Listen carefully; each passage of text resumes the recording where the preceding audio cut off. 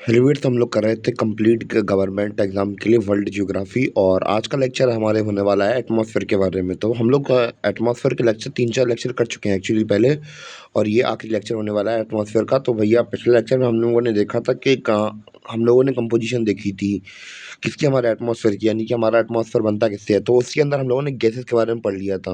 और आज के लेक्चर में हम लोग पढ़ेंगे वाटर पेपर के बारे में, यानी कि वाटर पेपर हमारे एटमॉस्फेयर में कितने प्रेजेंट रहता है और कैसे कैसे रहता है, इसके बारे में हम लोग आज डिस्कस करने वाले हैं। तो वाटर वेपर क्या होता है, या फिर वाटर वेपर कह लो, या फिर मॉइस्चर कह लो, या फिर नमी कह लो। तो भैया नॉर्मली आपने देखा होगा कि जो हमारी जैसे बारिश होती है, तो बारिश जब हो जाती है तो भैया हमें कभी कभी ठंडी हवा लगती है। तो ठंडी हवा क्यों लगती है, तो क्योंकि जो हवा भैया हमारी विंड होती है, विंड के साथ में कुछ हमारे वाटर वेपर भी मौजूद रहते हैं। या फिर आपने पंखा चलाया होगा, जब गर्मी में कूलर लगती है, कूलर लगता है, कूलर में क्या होती है, कूलर की हवा में नमी होती है, तो इसलिए वो ठंडी ठंडी लगती है हमें। या फिर आप लोग इसे समझ लीजिए कि ठंड में भैया कोहरे की चादर आ जाती है सब जगह, तो भैया उमस आ जाती है, मतलब वो ओस गिरने लगती है। तो भैया वो भी क्या होती है, वाटर वेपर ही तो होता है, हवा में प्रेजेंट रहता है।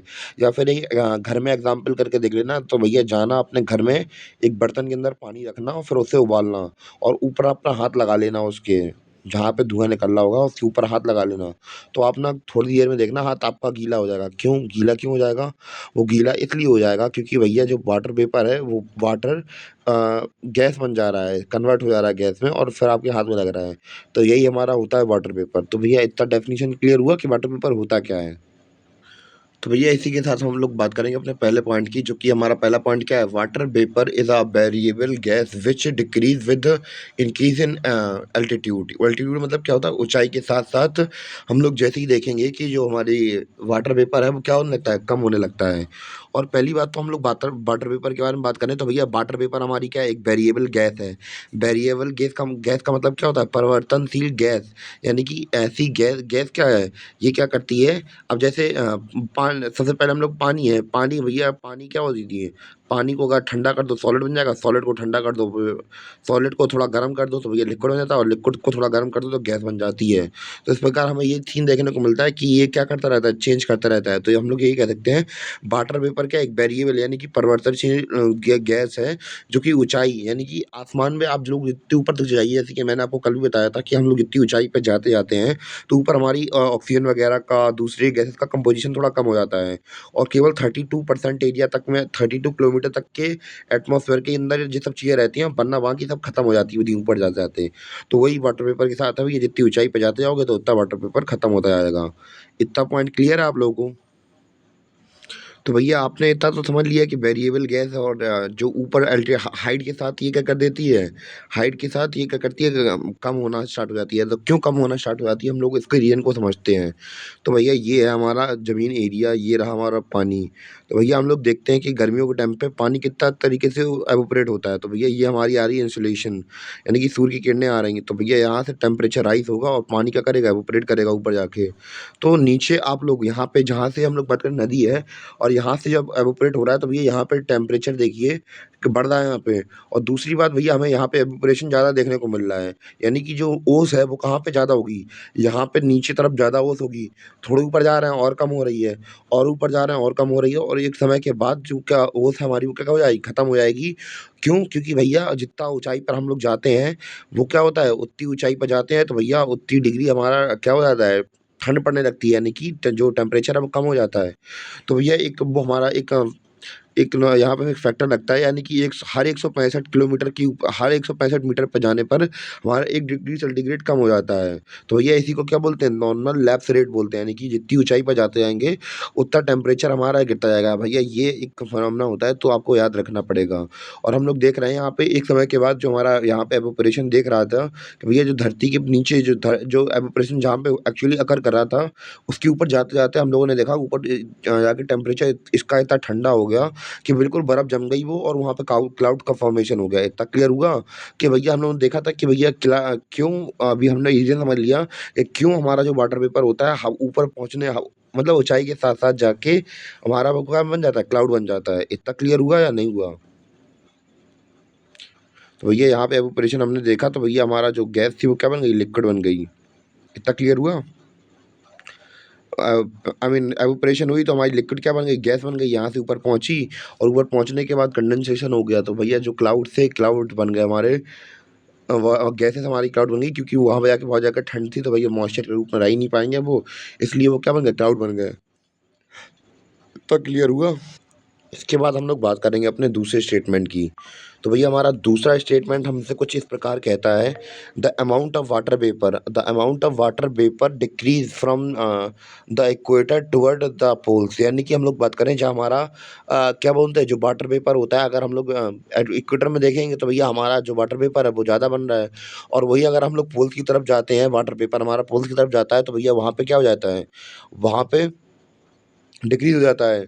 तो क्यों डिक्रीज़ होता है? तो भैया जैसे कि हमें पता है कि हमारी जो सूरज होता है उसकी मेन किरणें डायरेक्टली किरणें कहाँ पड़ती हैं? वो इक्वेटर वाले रीजन में पड़ती हैं।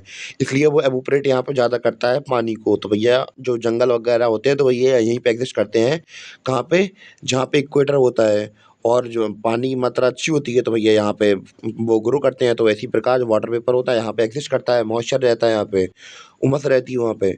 और वही हम लोग अगर नॉर्थ पोल की तरफ जाएँगे या साउथ पोल की तरफ जाएँगे तो भैया पोल के पास जाते-जाते क्या हो जाएगा, साउथ पोल के पास जाते-जाते भैया वहाँ पे टेम्परेचर कैसा है, वहाँ पे डायरेक्टली सन रेज़ तो पड़ नहीं रही, पार्शियली पड़ रही हैं, यानी घूम के पड़ रही हैं। तो उतनी ज़्यादा वहाँ पे हम लोग बात करें गर्मी है नहीं वहाँ पे। जब गर्मी नहीं है तो वहाँ पे अभी हाल मैंने बताया था जहाँ पे गर्मी ठंड ज़्यादा पड़ने लगती है तो भैया जो वाटर होता है हमारा, जहाँ पे टेम्परेचर थोड़ा कम होता है वहाँ पे वाटर क्या बन जाएगा हमारा, क्लाउड्स बन जाएँगे। तो भैया वही देखेंगे, इसलिए हम लोग देखेंगे कि नॉर्थ पोल की तरफ ठंड रहती है, इस वजह से हमारा वाटर वेपर की जो मात्रा है, वहाँ इतनी ज़्यादा प्रेज़ेंट नहीं होती है। एक बेसिक तरीके से तो आ गया होगा आपको, थोड़ा बहुत तो आइडिया लग गया होगा अब। आया तो भैया बता देना, कमेंट कर देना। और भैया हम लोग अब बात करेंगे तीसरे पॉइंट की। तो भैया तीसरा पॉइंट हमारा क्या है कि जो वाटर वेपर होता है, यानी कि हमारा जो उमस होती है, वाटर वेपर होता है, तो ये क्या कर लेता है, ये ऊपर से सन रेज़ की रेज़ आती है, उसे क्या बोलते हैं, सन की रेज़, यानी सॉल्यूशन यानी कि क्या है, सन की रेज़ आती हैं, तो भैया ये क्या कर लेता है, उन्हें रोक लेता है, अपने अंदर अब्ज़ॉर्ब कर लेता है। धरती की जो सूरज की रेडिएशन होती है उसको रख लेता है अपने पास, और धरती को एक ब्लैंकेट की तरह मतलब एक ब्लैंकेट की तरह बिहेव करता है और धरती को बचाता है क्या? बहुत ज़्यादा गर्म होने से या फिर बहुत ज़्यादा ठंडा होने से बचाता है उसे। तो क्या होता है, डायग्राम के थ्रू समझते हैं। तो भैया ये रहा हमारा डायग्राम, तो यहाँ से आ रही भैया हमारी 100% रेस आ रही सन से।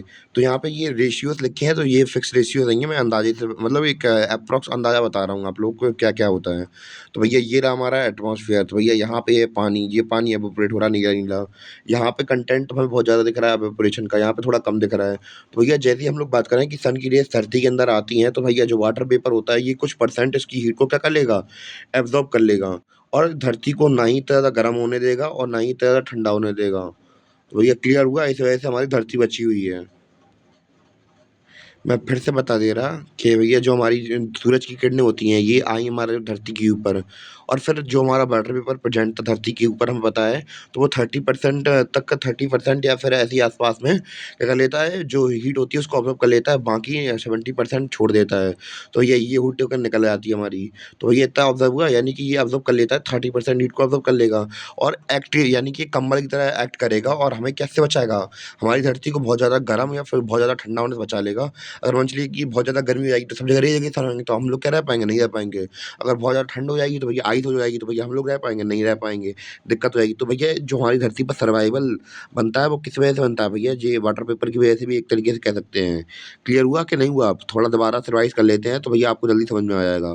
पहले हम लोगों ने वाटर वेपर के बारे में देखा था कि भैया वाटर वेपर हमारी वेरिएबल गैस थी जो कि ऊपर हाइट के साथ जाते-जाते डिक्रीज़ हो रही थी। यानी कि ऊँचाई के साथ जैसे जाते हैं, क्योंकि वहाँ का टेम्परेचर थोड़ा कम रहता है, इसलिए हमारी जो वाटर वेपर होता है वो जमने लगता है, जम के क्लाउड बन जाता है, ये देखा था पहला पॉइंट में। दूसरा हमने ये देखा था कि जो ये वाटर वेपर होता है वो डिक्रीज़ हो जाता है कहाँ से कहाँ तक? इक्वेटर में भैया हमारा वाटर वेपर अच्छी मात्रा में होता है। जैसे ही हम लोग नॉर्थ पोल या फिर साउथ पोल की तरफ जाने लगते हैं तो भैया जो हमारा वाटर वेपर होता है वो क्या हो जाता है? जमने लगता है। तो इसलिए यहाँ पे भी हम लोग बात करें डिक्रीज़ होने लगता है। इतना क्लियर हुआ था? तीसरा पॉइंट हमने देखा कि भैया जो वाटर वेपर होता है वो ऑब्ज़र्व कर लेता है सूरज की कुछ किरणों को और एक चादर की तरह एक्ट करता है और हमारी धरती को बहुत ज़्यादा गर्म या फिर बहुत ज़्यादा ठंडा होने से बचा लेता है। तो ये 3 पॉइंट देखे थे हमने अपने वाटर वेपर के अंदर। उम्मीद है कि आपको तीनों के तीनों पॉइंट अच्छी तरीके से समझ में आए हों। अगर कहीं भी डाउट लगा हो तो भैया आप लोग कमेंट करके बता सकते हैं कि हाँ सर, मुझे यहाँ पे प्रॉब्लम हो गई है, तो मैं यहाँ पे बता दूँगा। तो बस आज का लेक्चर केवल यहीं तक था और मिलते हैं अपने अगले वीडियो में, तब तक के लिए धन्यवाद। बाय। और हाँ, अनाउंसमेंट कर दूँ भैया बाकी लोग इंडियन हिस्ट्री का पूरा कोर्स हो चुका है। हिस्ट्री वगैरह के सारे कोर्सेज़ डले हैं तो भैया जाके विज़िट कर लेना आप लोग।